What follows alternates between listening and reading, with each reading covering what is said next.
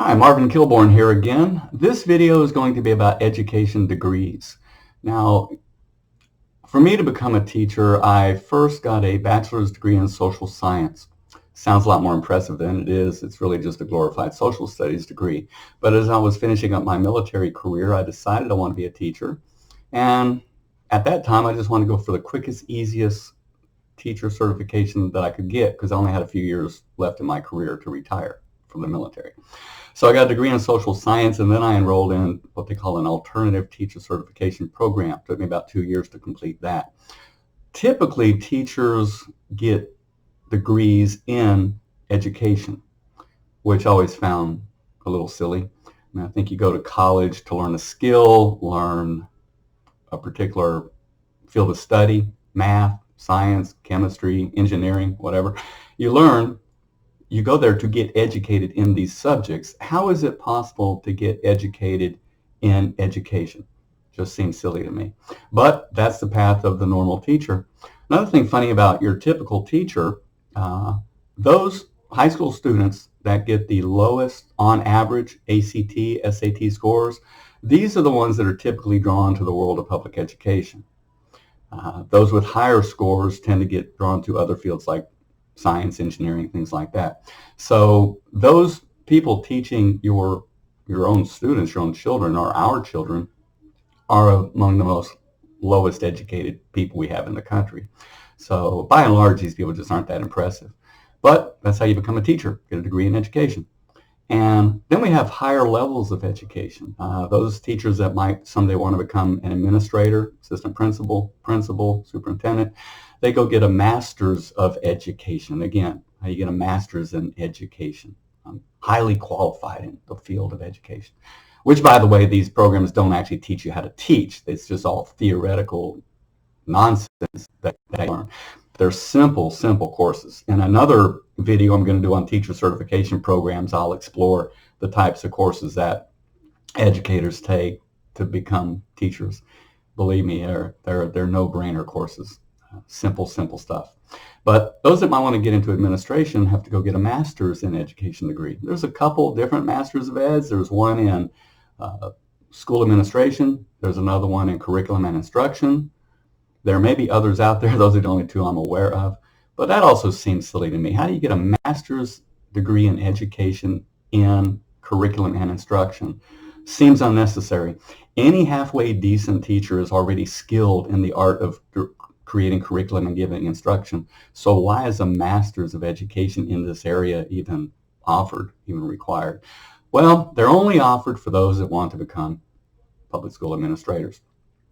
Then our highest level of education, which I've always found funny, it's called the Ed.D, EDD, Education Doctorate or Doctor of Education. EDD, I just always call them Eddies. All these people love to be called doctors. As a matter of fact, in most cases, that's the sole reason they went and got the Ed.D. The Ed.D's not required in any district I ever worked in or any district that I'm aware of. An Ed.D is not required even to become a superintendent. Most superintendents only have Masters of Education degrees. So the Ed.D these guys get just so they can be called a doctor, and they love it. They so love it. I think what's interesting about the Ed.D is it's so simple to get. It's so easy to get. You can't, to compare an Ed.D to a PhD is almost ludicrous. A PhD on average takes 8 years to get. An Ed.D on average somewhere between 2 and 3 years. And also they're cranked out. It's like an assembly line. If you look at the research on this stuff, Ed.Ds, these Ed.D degrees, these pretend doctorates, they crank them out at a rate of 10 to 1, a ratio of 10 to 1 over all other doctoral type programs.